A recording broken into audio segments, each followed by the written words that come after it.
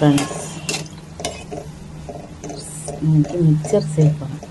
Mixer எதில் செய்ய போகிறேன்னா, பலாப்பழத்தில் இருக்கும்ல ஒரு மாதிரி சடையாக இருக்குங்க, அதில் அதை எடுத்து இன்றைக்கி மிக்சர் செய்ய போகிறேன். கல்வி எடுத்து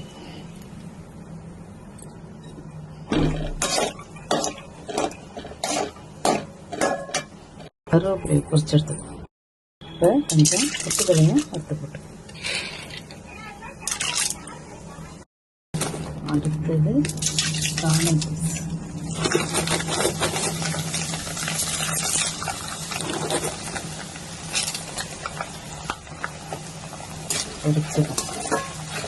பொரிச்சு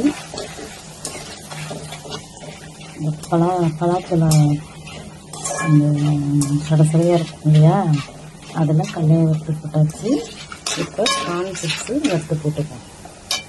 பூண்டை நசுக்கி எண்ணெயில் வறுத்துப்போம். அடுத்தது மிளகாத்தூள் போட்டுப்போம். வெறும் மிளகாத்தூள் போட்டுப்போம். பூண்டை வறுத்து போட்டாச்சு. அடுத்தது உப்பு போட்டுப்போம்.